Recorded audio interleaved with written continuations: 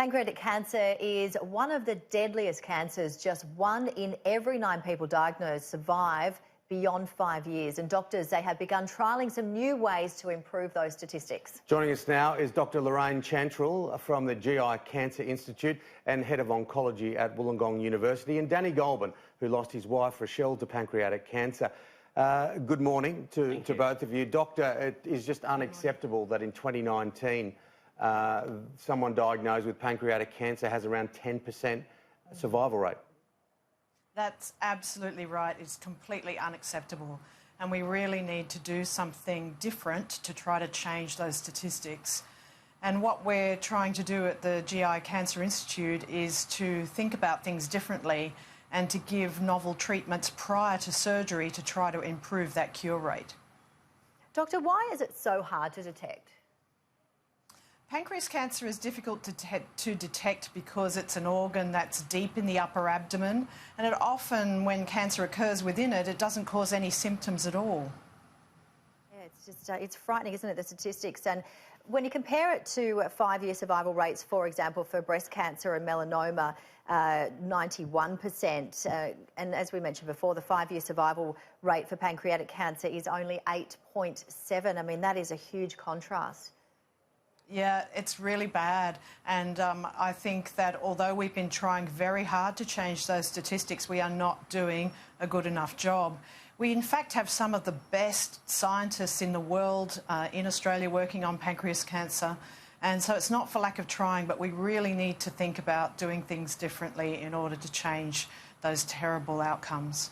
Danny, you and I have met before, yes. And I've had the opportunity, and we've got another ball coming up for the boys to put together. Wish You Were Here. They've done a great job. It's a number of guys that have lost friends to pancreatic cancer and formed this great charity. You've been terribly, devastatingly affected by it. Give us the human side of this story. Well, Tim, when my wife Rochelle was diagnosed in 2013, my reaction simply was, what's a pancreas? I mean, I didn't know where it was in the body. I didn't know what it did.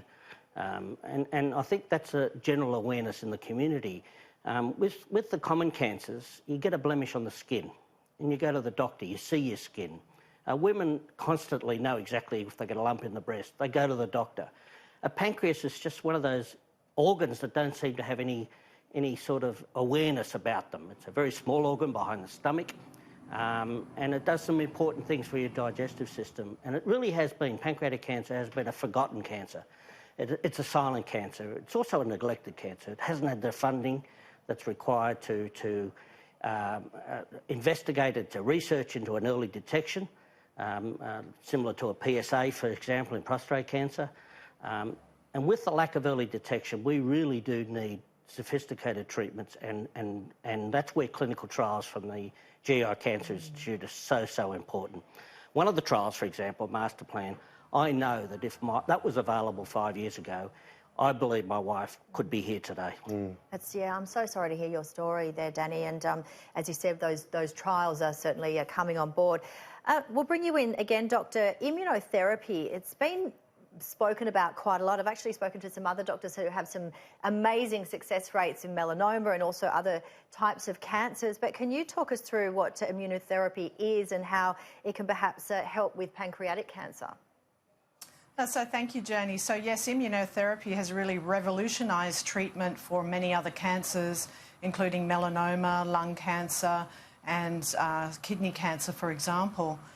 In pancreas cancer, it has been trialled in the advanced setting, that is in people who have already developed metastatic disease. And unfortunately, all the trials to date in that stage of disease have been negative. Pancreas cancer just does not seem to respond to immune therapy. The way immune therapy works is it sort of takes the brakes off the body's own immune system and allows your own body to attack the cancer. And so we think, for various reasons, pancreas cancer is unable to activate the body's immune system, and in fact, more than that, actually has a shield around it to stop that happening.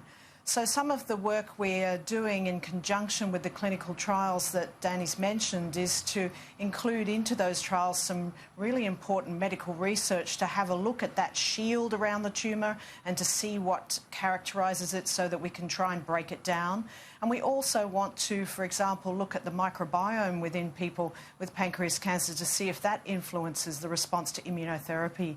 I believe we have a lot of work to do, and we need to do it soon, and we need to make a difference quickly. What about checking it, Doctor? I speak to Professor John Rasco and others, and he says in the medical world we are fantastic when we get it early. If people know, but trying to turn the clock back is almost impossible.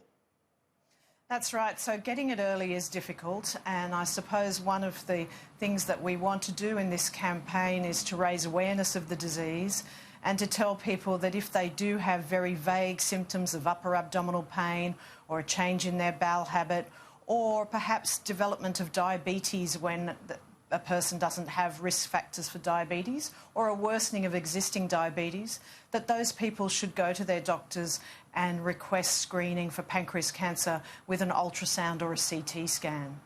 And unfortunately, we're going to have to wrap up. We'd love to talk a lot more, but what are the details on how people can find out more information, the website, the phone numbers and so on? Danny, how can people... Well, certainly the GI Cancer Institute, and I think a website's going up on the screen. Yep. And certainly donations to the trials, the clinical trials.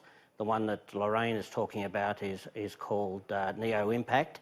And these trials are absolutely essential to develop new treatments for patients of pancreatic cancer. And if you're here or hereabouts or want to come to Sydney, join us in late November for Wish You Were Here. We've got a ball at Luna Park. That's on the 20th of November. Huey Bowman's coming, Correct. Christina Arnoux, and we're going to raise funds for pancreatic cancer. And that's cancer. the evening before World Pancreatic Cancer Day on the November 21. Yeah, go to the website, Wish You Were Here. Great to have you both on the show. Thank you very, very much. So Thank you. much. Thank you for wearing purple.